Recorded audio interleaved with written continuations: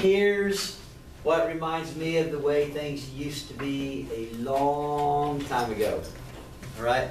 Before the calculators. We'd get this problem here, and the professor would say, you got to kind of use a lot of guessing and checking to find the factors. And what they would tell you is this. First off, look at the last term. The last term is 3, right? What are the factors of 3? 1 and 3. 3 and 1. That's it. It's kind of nice. But because we have a coefficient that is not 1 here, what are the factors of 2? 2 and 1. So what we'd have to do is this. We would have to factor the last term, which is 3, right, over the front term leading coefficient, which is what? 2, correct? And what that would mean is this. See this 3? Your answers could be plus or minus 1 over, what are the factors of 2? You have plus or minus 1, right? Or you could have plus or minus 3 over plus or minus 1. So I have to have the 3 with this 1 and the 1 with that 1, which if they're over 1, basically those would just be what? Plus or minus 1 or what? Plus or minus what? 3. Because your combinations, positive, negative, wouldn't matter. Now, or you could have this plus or minus 1 over a positive or negative what? 2. Or a plus or minus 3 over a plus or minus 2. Meaning, positive or negative 1/2, positive or negative 3/2. There's 2, 4, 6, what? 8 choices of numbers that could be a factor of this. And it's possible none of them are. Everybody got that? Those are the combinations that I would have to choose from. And the professor would look at you and say, good luck, hope you guess right.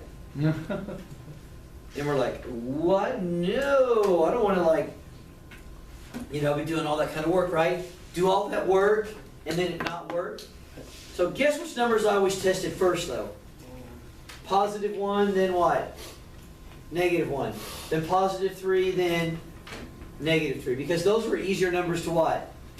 Test than the fractions. But you know what I would do if I was you? What? I would cheat. Go to your calculator. Type in y equals. Because look at the graph.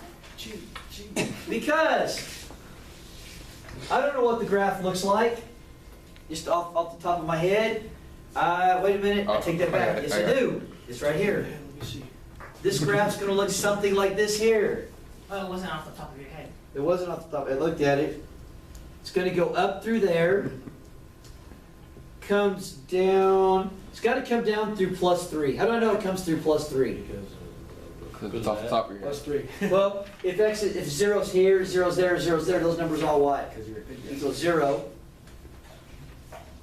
And it looks like to me that it goes through, here's 1, here's 2.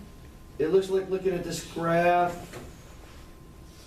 it's kind of hard to tell. I can't tell. It definitely does this. And I can't tell if it goes through here or goes through there. Just by the way the graph in the book looks like. I think it goes through that. But that's a good hint. Because that tells me what number might I want to start with.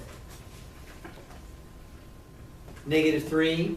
I might want to start with what? Positive what? 1/2. And then probably maybe a what? Positive 1 or positive 3/2. So in other words, I could test these out a lot easier to see if they are a factor. And I'm going to start with positive 1 because that's the what? Easiest one to what? To do and work. So what I'm going to do is this. I'd go to my coefficient thing and I'm going to write down 2, 3, negative 8, 3, and I'll tell you what, let's do that in a different color because I don't really want to erase some of this stuff up here yet. So I'll have 2, 3, negative 8, 3, and let's test this 1 first because that an x1 would be the same as what? X what? Minus 1, right? To be a, that means inside my little house I'm going to put a what? Positive what? 1. There's my little remainder bar. I'm going to get to move it, down, down, down. 1 times 2 is 2. 3 plus 2 is what? 5. 1 times 5 is 5. Negative 8 plus 5 is negative 3. 1 times, woohoo! We know x minus 1 is a what factor, or x what? Equals 1. And what that does is, that means that 2x squared, that's a square, I can't write, that's why I do the PowerPoints, plus 5x minus 3 is also a what? Factor.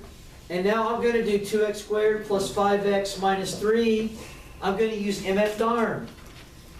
2 times 3 is what? 6. Factors of 6 are 6 and 1. 3 and 2, that's a minus. That's the one that makes 5. So I'm going to have an x with the 6, x with a 1. The 6 has to match that because it's negative, they're opposite. And then divide by the a term, which gives me x plus 3, which is x equals what? Negative 3 is a factor, right? And here's going to be, 2 won't go in evenly, that's what? Move it, move it, move it, move it, which would be a positive 1/2, that point right there. Because the calculator does this, you don't have to what? Because I would have probably guessed positive 1, then I would have tried negative 1. And I would have got lucky with positive 1, because positive 1 did what? Actually what? Work, so I could get to it, all right?